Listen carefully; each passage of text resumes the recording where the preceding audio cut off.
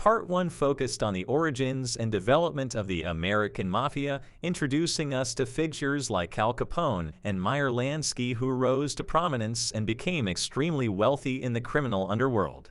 If you have not seen Part 1 of this series yet, you can find the link to it in the video description. In this episode, we will dive deeper into the ways in which the mob has influenced American politics, how it has exploited labor unions for financial gain, and how it has manipulated Hollywood and the lives of some well-known actors. Now then, shall we begin?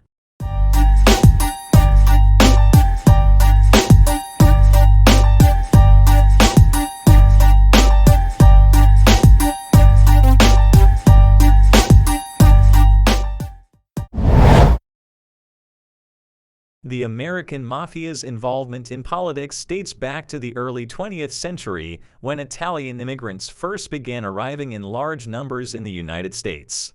Many of these immigrants settled in large cities like New York, where they faced discrimination and poverty.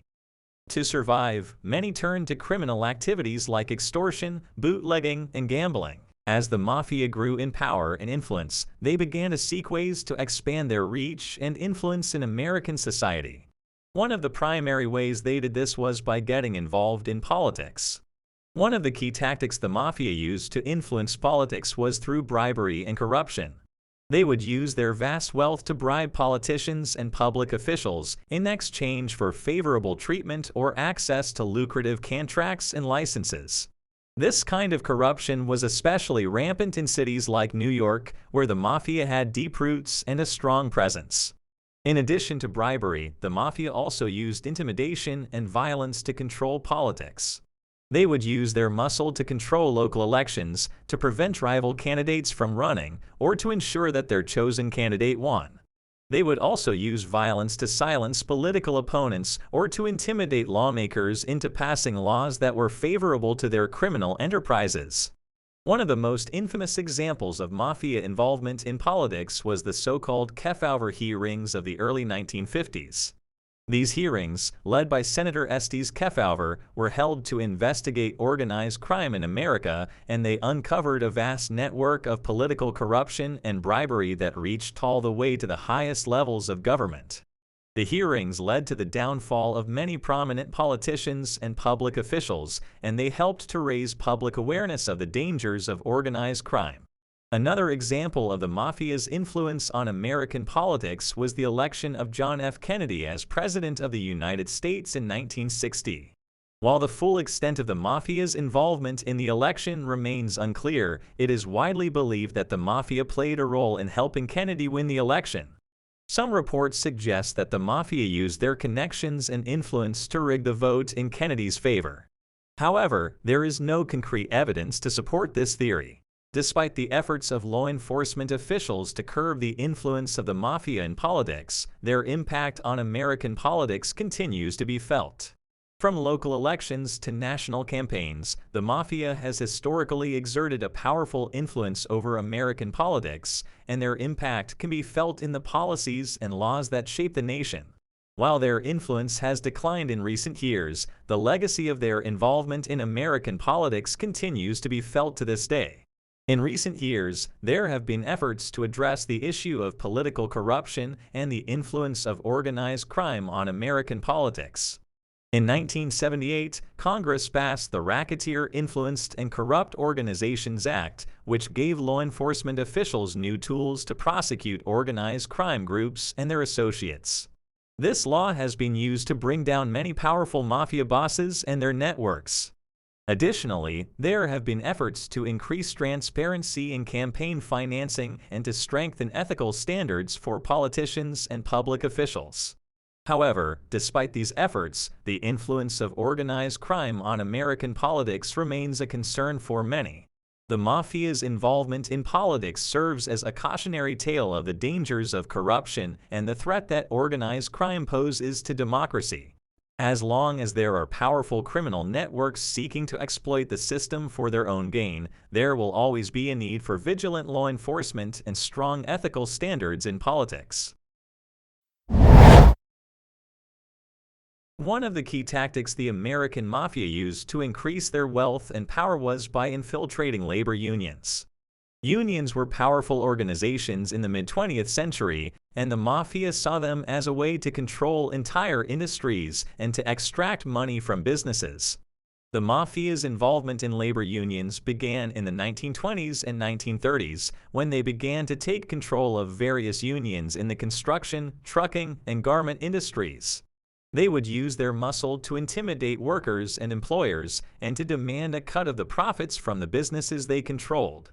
By the 1940s and 1950s, the mafia had gained a stranglehold on many major labor unions, including the Teamsters, the Longshoremen's Union, and the International Brotherhood of Electrical Workers. The mafia would use their control of these unions to extort money from businesses, to secure contracts for their own companies, and to maintain their control over entire industries. One of the most notorious examples of mafia involvement in labor unions was the so-called Hoffa era of the Teamsters Union in the 1950s and 1960s. James R. Hoffa, the union's president, was closely associated with the mafia and was accused of using the union to enrich himself and his associates. Hoffa was eventually convicted of bribery, fraud, and other charges and was sent to prison. The mafia's involvement in labor unions also had a significant impact on the wider labor movement in America.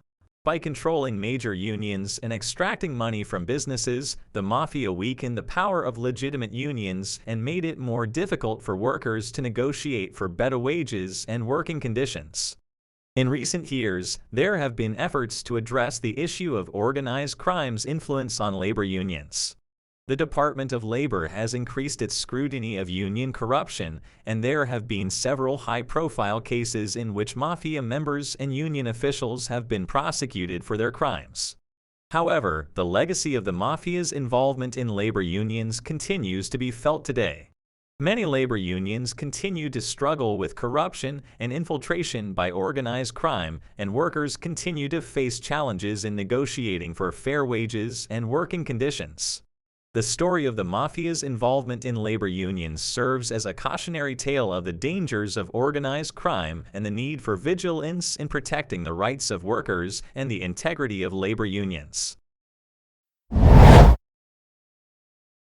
The American mafia's involvement in Hollywood was a carefully cultivated relationship that began in the 1930s.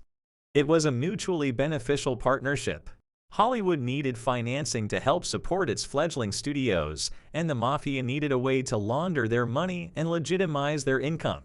During the early days of Hollywood, the mafia provided financing to studios in exchange for a cut of the profits.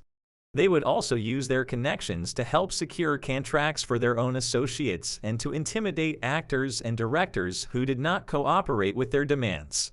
The mafia had control over many of the unions that the studios relied on, including the International Alliance of Theatrical Stage Employees and the Screen Actors Guild, giving them leverage over Hollywood. In the 1940s and 1950s, the mafia's influence on Hollywood began to grow even stronger.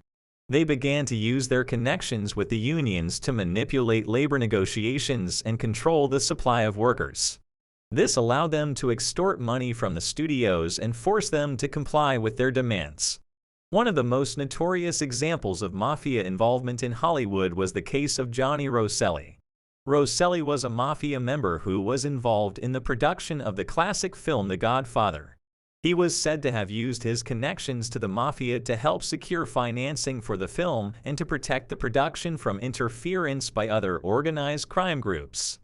Rosselli's influence extended far beyond The Godfather. He was also involved in the film industry for many years, using his connections to help secure financing for other films and to intimidate and extort others in the industry. The mafia's influence on Hollywood also extended to the music industry. They would use their connections to help secure contracts for their own artists and to extort money from record labels and concert promoters.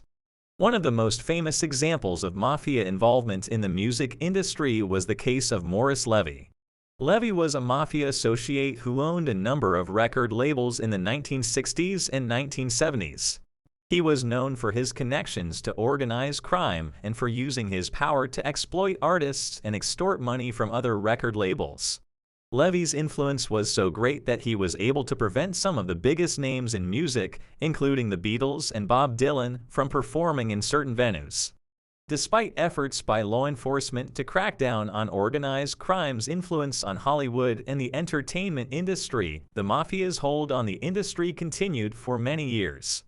It was only in the 1980s and 1990s, with the increased focus on anti-racketeering laws and the prosecution of major mafia figures, that the mafia's hold on Hollywood began to loosen. The story of the mafia's influence on Hollywood and the entertainment industry serves as a reminder of the reach and power of organized crime and of the need for continued vigilance in protecting against their influence. Even in an industry as glamorous as Hollywood, the mafia's influence was able to penetrate and affect the lives of many people. It was a reminder that organized crime is always looking for new avenues to exploit and infiltrate, and that the battle against them is never truly won. With that, we conclude this video. Next time, we will look at the mob's drug trafficking business, investigate the conflict between the mafia and law enforcement, and track the organization's gradual demise. Please give me a thumbs up and subscribe if you enjoyed the video so you do not miss part 3. Bye.